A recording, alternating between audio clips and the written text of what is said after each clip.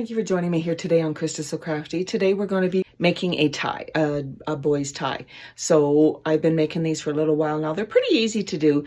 The knot is a little tricky, but I will walk you through that. So let's get going into the craft. So this is what we're going to be making today. This is for a little boy, a boy's tie. I do a couple different lengths on this. A tie for a boy who's, around 8 to 10, kind of in that area. This is a kind of a perfect length for them. So this is what we're going to make. And of course, my grandson loves Oilers. So there we go. So this is what you're going to need to make a tie is a few pieces of material and some elastic. So for the tie itself, you're going to need a piece of material that is 16 inches in length by 5 inches in width, and you need 2 pieces, one of your outside material and one for your inside.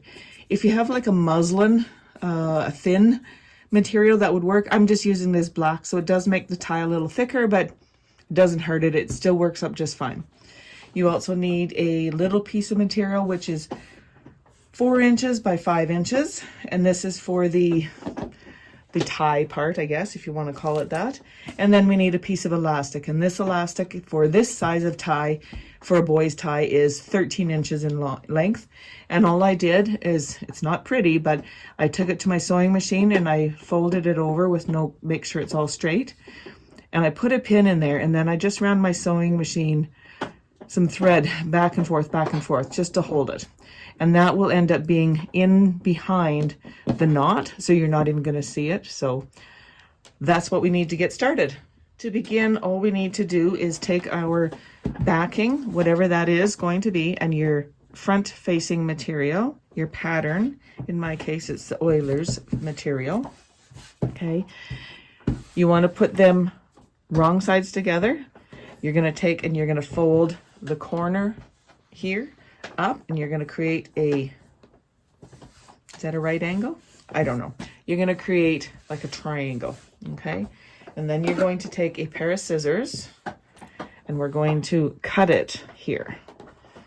Okay, so you want to just slice that off like that. If you want to keep that, you can make a half square triangle out of it and use it for something else.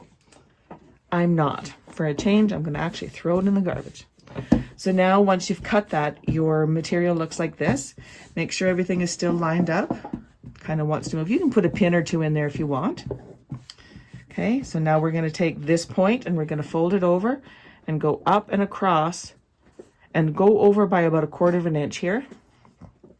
Just so that it's like that. And then I will take a pin just to hold it in place while I'm moving it to the sewing machine. Okay, so this is what we're going to do. And we're going to take our sewing machine and we're going to sew down here with 1/4 of an inch seam. All right, so I've just lined up my edge of material to the edge of the presser foot. I'm going to do a little back stitch.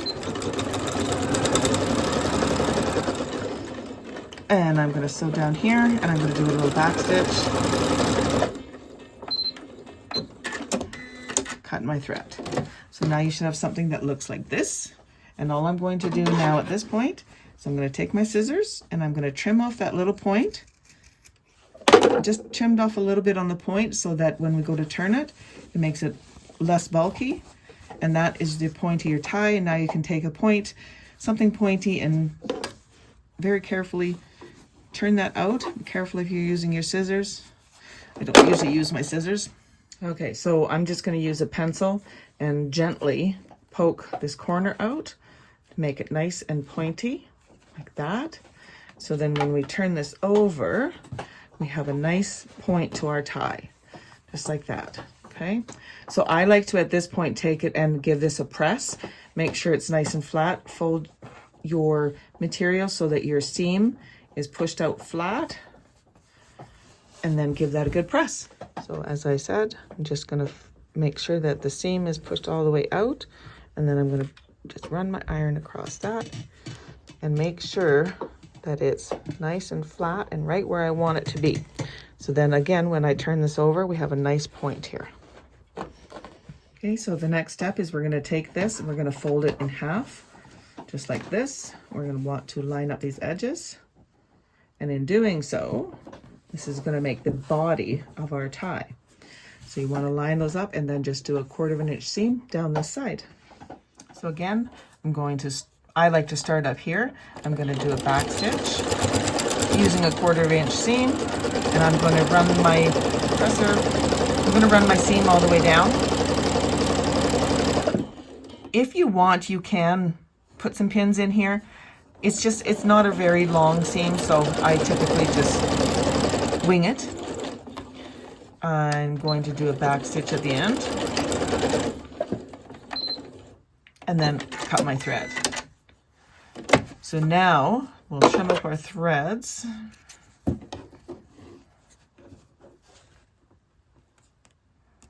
Like that. Oops, still stuck on there. And then we're just going to turn this around. All right, so let's get this turned around. So I just put my thumb in and just turn it around. Bring the right side out so we can see it. And I just kind of put my thumb and my finger together and just push it through. As soon as you get a piece out the other side, it just pops out. All right. And there is the body of our tie. Okay. Just like so. And I'm going to take it over to the ironing board and give it a good press to make sure it's all laying down nice and flat. Perfect. So we have that. We can just move that to the side. You should already have your elastic sewn and ready to go, so that can go to the side. Now we need to take our piece of material that's 4 by 5 inches. We're going to take it and we're going to fold it right sides together and match up the long seam, so the 5-inch side. Just like that. And I'm just going to run a 1/4 inch stitch right there. Once you have that 1/4 inch seam, just go ahead and flip it. And again, it's not that hard to flip because it's just a small piece. So just push it through. And again, once I get this all laid out, what I like to do is take it over to the iron and give it a good press, right, so that this seam is all pushed out, like that. And then just give it a good press so it's nice and flat. Okay, so now here comes the tricky part. I'm going to move that out of the way so that nothing is distracting. You need to take your material, and I put it in my hand like this, and I just take it and I turn it. And then this one I keep straight like this. This side I flip it under so that when I do, they come together like this. And it makes like a little loop on the back. Okay, I'm going to show you that one more time. So I put the stitch side up, closest to my fingers.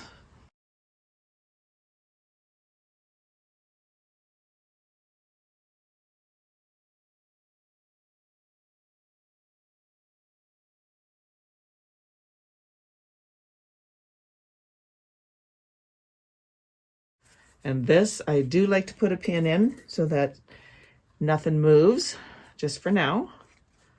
Okay, so this is kind of what it's going to look like. Okay, and then we're going to bring in our tie. Now you want to make sure that your knot piece, this piece, is flipped so that the whole part is facing up. Okay, well, I'm just going to trim those threads off, like so. And we're going to place this in the middle. Don't worry that it doesn't go from edge to edge. It's fine. Okay, so remember, the part with the hole is facing up. Line it all up.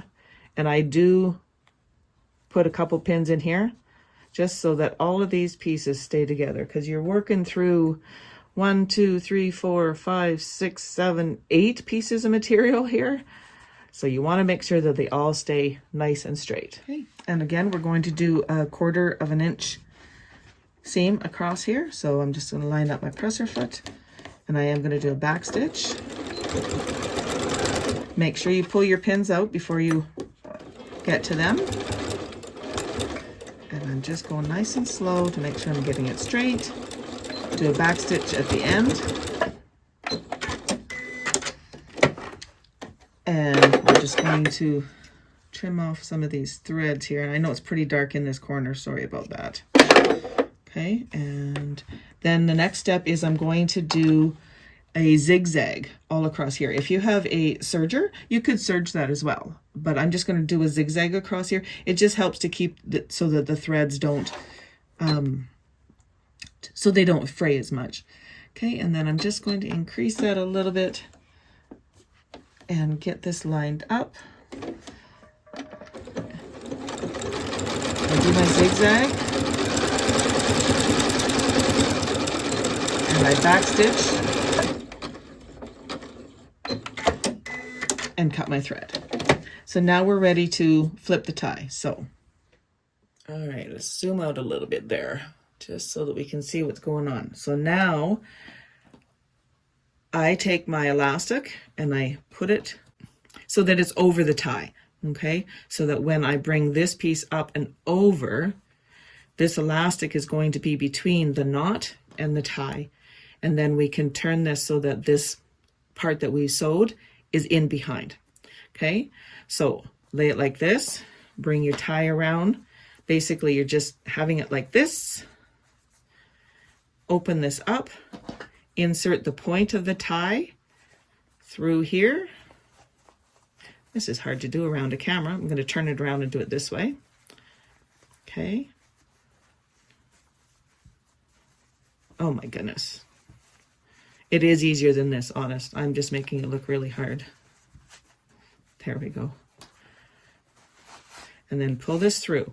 Now, careful that you don't pull the knot all the way through. You want that knot of the fabric and this bendy part, this twisty part of the knot to be just like this.